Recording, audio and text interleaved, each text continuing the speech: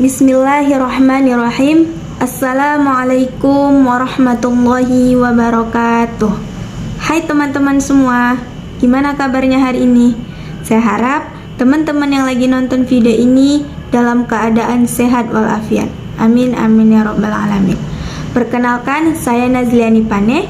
Pada kesempatan kali ini saya akan menjelaskan salah satu tradisi yang ada di Indonesia, kemudian bagaimana pandangan Islam terhadap tradisi tersebut.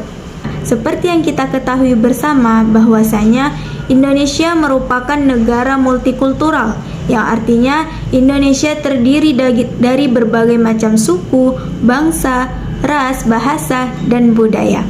Baik, langsung saja kita masuk kepada tradisi yang saya katakan tadi. Jadi, tradisi ini sering dilakukan oleh masyarakat di Kabupaten Labuhan Batu Utara, khususnya masyarakat Muslim yang berdarah Batak dan Melayu.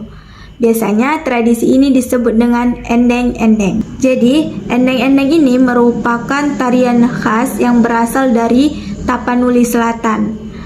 Tari ini merupakan perpaduan antara seni berdarah Melayu dengan tortor onang dari Tapanuli Selatan. Mengapa dikatakan perpaduan antara keduanya? Karena alat musik yang digunakan pada endeng-endeng ini dari etnis Melayu, yaitu gendang pakpung dan juga rebana. Kemudian juga ada menggunakan alat musik modern lainnya seperti drum, kemudian gitar. Nah, adapun tarian yang digunakan yaitu tarian tortor yang gerakannya membuka, menutup, dan juga ada saling menggenggam antara satu sama lain.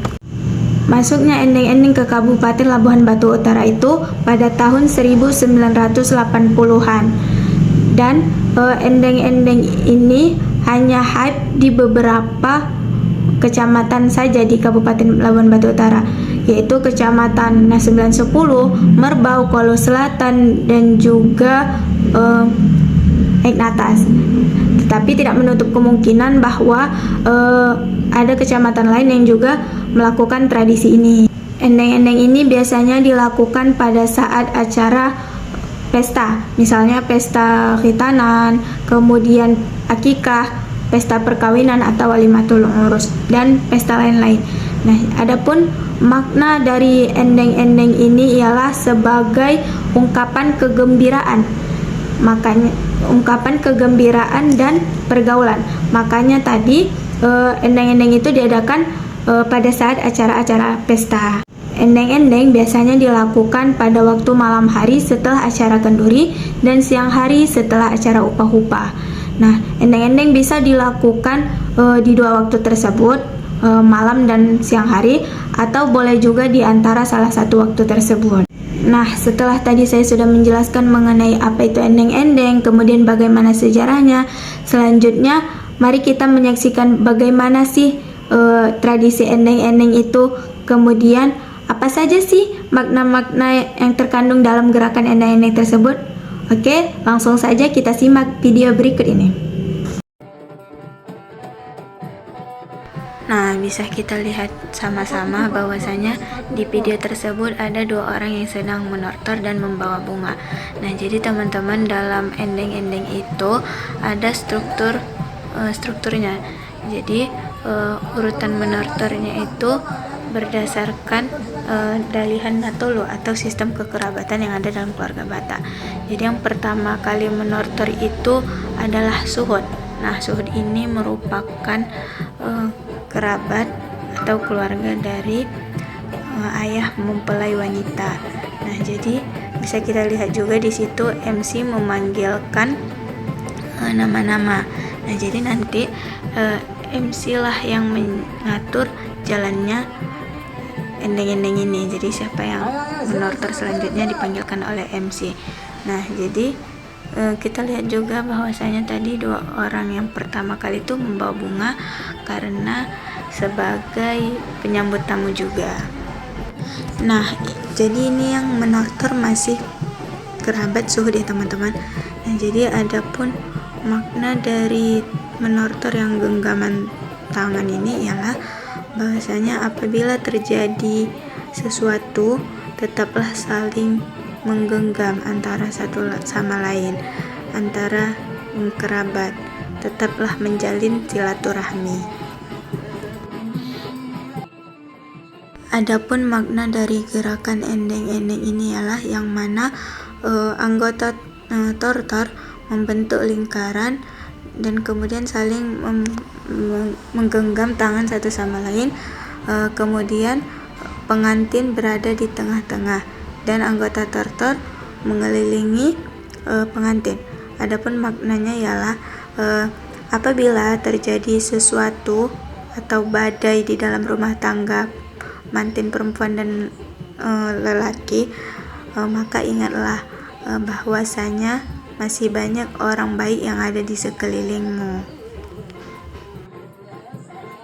Nah, dapat kita lihat juga bahwasanya di sini kerabat memberikan pelukan kepada pihak keluarga yang sedang menyelenggarakan pesta dan juga kepada pengantin. Nah, adapun pelukan yang diberikan kepada pihak keluarga itu berupa nasihat dan memberikan semangat kepada pihak keluarga yang akan ditinggalkan oleh mantin yang mengikut suaminya. Kemudian pelukan yang diberikan oleh kerabat kepada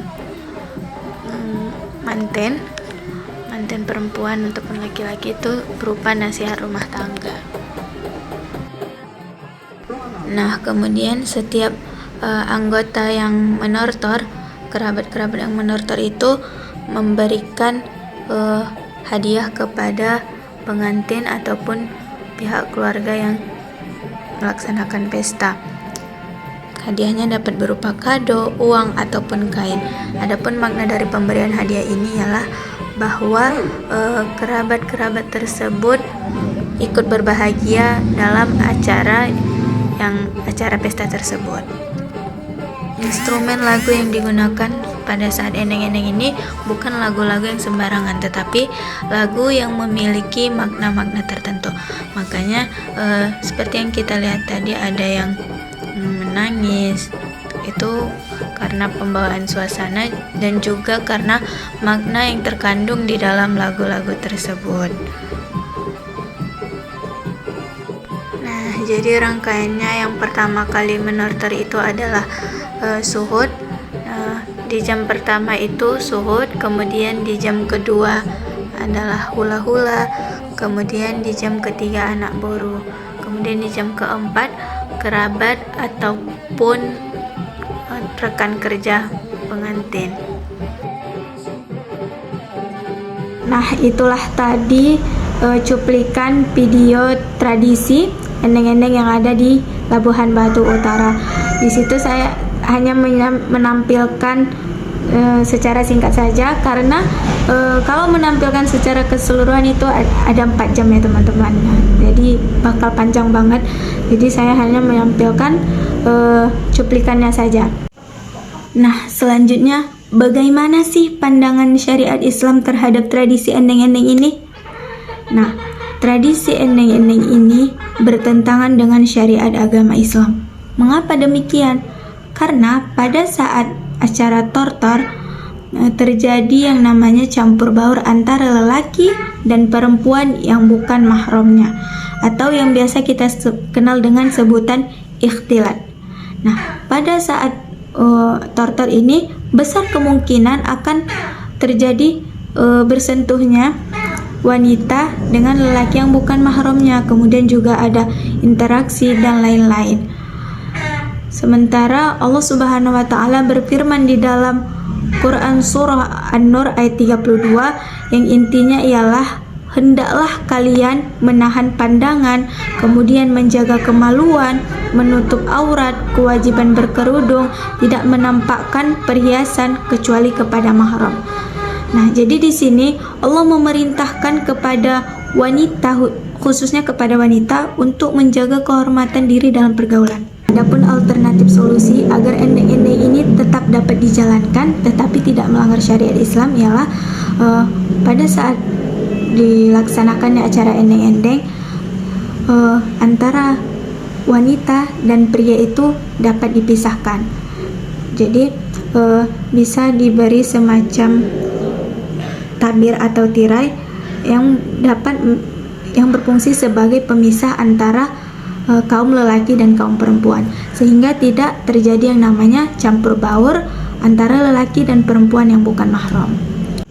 Baik teman-teman, setelah tadi saya sudah menyampaikan bagaimana pandangan syariat Islam terhadap tradisi endeng-endeng, itu menjadi akhir dari video pada kali ini.